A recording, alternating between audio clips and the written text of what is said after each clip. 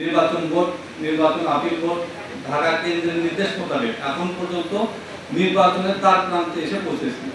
এখন শুধু আমাদের সামনে একটাই নির্বাচন, এই নির্বাচন আর নির্বাচন ফলাফল ঘোষণা করা। এর মাঝে কিছু কথা আছে। আমাদের নির্বাচন হবে আগামী 12 আগস্ট রোজ বুধবার।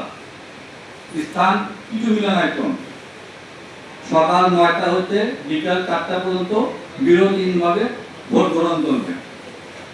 এইবার নির্বাচনে প্রত্যেকটা ভোটারের জন্য আলাদা করে ছবি সহ একটা আইডি কার্ড তৈরি করা হয়েছে, যেটা কারো কাছে হস্তান্তরযোগ্য নয়।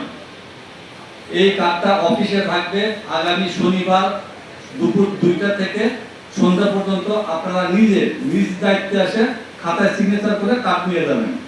এই কার্ড ছাড়া কোনো ক্রমে ভোট প্রদান করা সম্ভব নয়।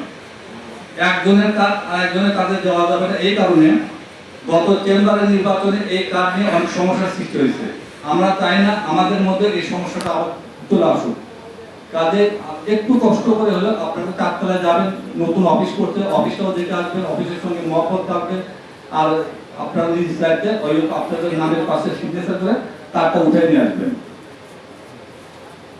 আর এখানে আরেকটা কথা আছে বদলি ভোট সম্পর্কে। এখানে ঢাকা কেন্দ্রের বদলি ভোট বলে কোনো ভোট এলাও নাই। যদি খুব বেশি মাজুর ব্যক্তি হয়ে থাকেন তাহলে নির্বাচন বোর্ডের যে কোনো 100 জন সদস্য তাকে কমিশন করে সেখানে নিয়ে যাবেন নিজ দায়িত্বে, এবং তার সাক্ষে ওখানে ভোট প্রদান করে আবার উনি আবার নিয়ে এসে ভোট দেওয়াকে ফলাই দিবেন। ঠিক আছে? আর যদি আপনাদের কারো কিছু জানা থাকে আপনারা প্রশ্ন করতে পারেন, আমরা আমাদের পক্ষ থেকে যতটুকু সম্ভব আপনাদেরকে উত্তর দেব। বলবো সর্বসম্মতিক্রমে সকলের মতামতের ভিত্তিতে 12 তারিখ সমস্ত জুয়েলার্স, সোনা কেনা বেচা সমস্ত দোকান আপনারা নিজ দায়িত্বে বন্ধ করবেন। কেউ কোনো আর্গুমেন্ট দেখাবেন না যে আমার ডেলিভারি আছে কিংবা ডেলিভারি দিতে হবে। যা কিছু আছে আগের দিন কমপ্লিট করবেন অথবা পরের দিন। কারণ ঢাকা থেকে পর্যবেক্ষণ দল আসবে, তারা যদি আসে দেখে যে না দোকান খোলা আছে, নির্বাচন চলতেছে, ঘোষণা হয়েছে, নির্বাচন আমাদের কাছে লজ্জাজনক।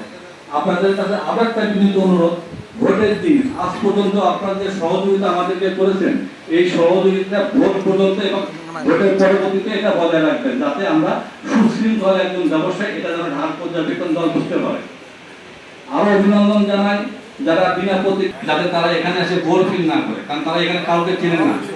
আপনারা মোটামুটি তাদের সাথে পরিচিত আছেন, তাদেরকে আপনারা একটু নিয়ে বলেছেন যে একটু জায়গার দরকার দেখা দেবে না।